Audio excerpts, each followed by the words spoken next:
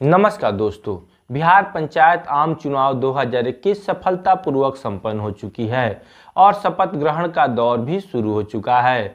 और अब बारी आती है प्रखंड प्रमुख, उप प्रमुख और जिला परिषद के अध्यक्ष, उपाध्यक्ष, साथ ही साथ पंचायत समिति एवं जिला परिषद के अंतर्गत आने वाली विभिन्न समितियों की गठन की बारी। तो आइए इस वीडियो में जानने का प्रयास करते हैं कि प्रखंड प्रमुख, उप प्रमुख का चुनाव कैसे होता है और साथ ही साथ पंचायत समिति के अंतर्गत कौन कौन सी समितियां आती है। तो दोस्तों, जिला परिषद पर अलग से हम एक वीडियो बनाएंगे।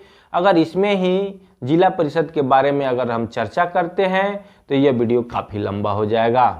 पंचायत समिति के प्रादेशिक निर्वाचन क्षेत्रों से सीधे जनता द्वारा निर्वाचित सदस्य, जिसे हम लोग बीडीसी भी कहते हैं, वह इस समिति का सदस्य होता है। इसके बाद पंचायत समिति के अंतर्गत पूर्णतः अथवा अंशतः आने वाले क्षेत्रों के लोकसभा एवं विधानसभा के सदस्य भी इस समिति के सदस्य होते हैं।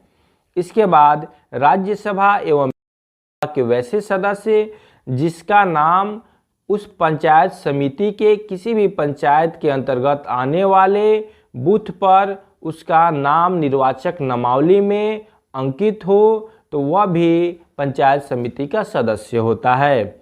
इसके बाद पंचायत समिति के क्षेत्र में पड़ने वाले सभी ग्राम पंचायत के मुखिया, यानी ये 4 तरह के सदस्य जो है पंचायत समिति में होते हैं।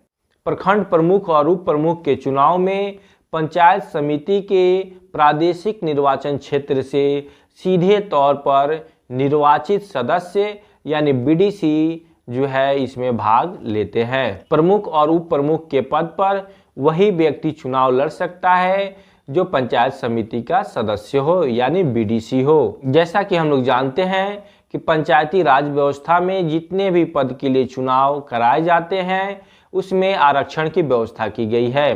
50% आरक्षण की व्यवस्था की गई है।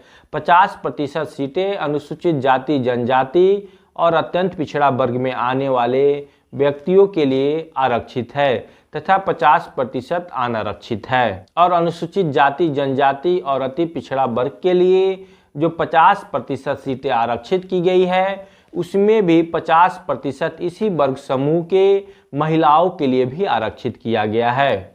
और अनारक्षित में भी 50% सीटें अनारक्षित वर्ग समूह से आने वाली महिलाओं के लिए आरक्षित किया गया है। तो दोस्तों, एक बात और हम बता दें कि अनारक्षित वर्ग समूह में वे सभी लोग आते हैं जो आरक्षित वर्ग समूह में भी आते हैं और साथ ही साथ जो सामान्य वर्ग के लोग हैं। तो इसी प्रकार प्रमुख और उप प्रमुख के पद पर आरक्षण की व्यवस्था की गई है। प्रमुख और उप प्रमुख के पद पर वही व्यक्ति चुनाव लड़ सकता है जो पंचायत समिति के सदस्य हो यानी बीडीसी हो। यह चुनाव बहुमत के आधार पर होता है, यानी प्रखंड के पंचायत समिति के कुल जितने भी सदस्य हैं उनमें से आधे से एक अधिक जिसके पक्ष में जाते हैं वही प्रखंड पद पर चुनाव जीतता है, यानी वही विजयी घोषित होता है। और इसी प्रकार जो है उप प्रमुख के लिए भी होता है।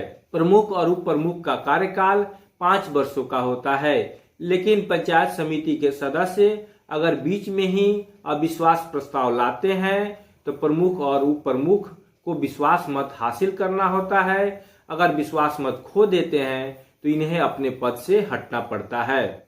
एक बात और हम बता दें कि प्रारंभिक 2 वर्षों में अविश्वास प्रस्ताव नहीं लाया जा सकता है, यानी 2 वर्ष के बाद ही अविश्वास प्रस्ताव लाया जा सकता है।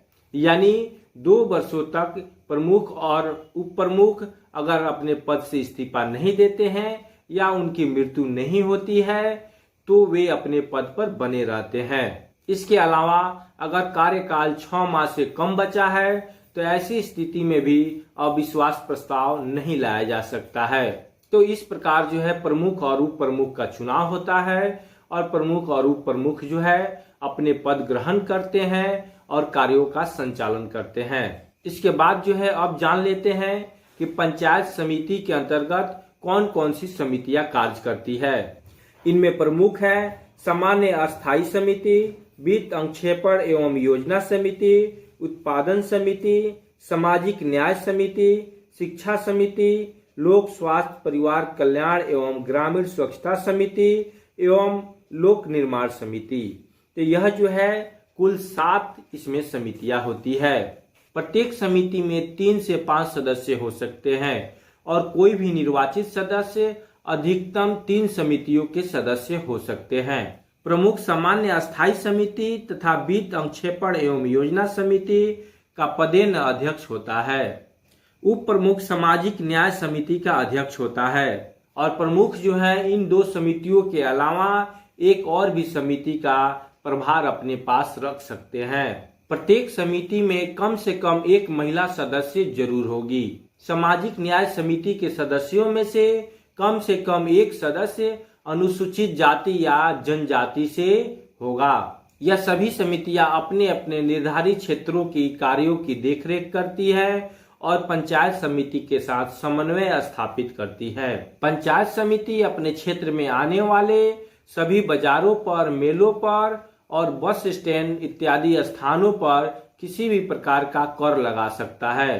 तो दोस्तों अब बात कर लेते हैं पंचायत समिति के कार्य एवं शक्तियों पर।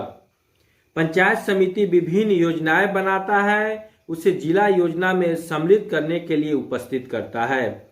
सभी ग्राम पंचायतों की वार्षिक योजनाओं पर समिति में विचार विमर्श कर समेकित रूप से जिला परिषद में उपस्थित करता है। पंचायत समिति का वार्षिक बजट बनाता है तथा समेकित योजना को जिला परिषद में प्रस्तुत करता है। ऐसे कार्यकलापों एवं ऐसे कार्यों का संपादन करता है जो जिला परिषद अथवा राज्य सरकार द्वारा समर्पित किए जाएं तथा प्राकृतिक आपदाओं से प्रभावित लोगों को राहत देने का कार्य करता है। इसके अलावा पंचायत समिति कृषि तथा उद्यान के क्षेत्र में विकास करने के लिए भी प्रचार प्रसार करता है। तो दोस्तों हम आशा करते हैं कि प्रमुख और उप प्रमुख की चुनाव की प्रक्रिया आप लोग समझ गए होंगे और साथ ही साथ पंचायत समिति का क्या कार्य और दायित्व होता है इसको भी समझ गए होंगे। तो दोस्तों अगर यह वीडियो अच्छा लगा हो तो इस वीडियो को ज्यादा से ज्यादा शेयर कीजिए, लाइक कीजिए और कमेंट भी जरूर कीजिए। मिलते हैं अगले वीडियो में, तब तक के लिए नमस्कार।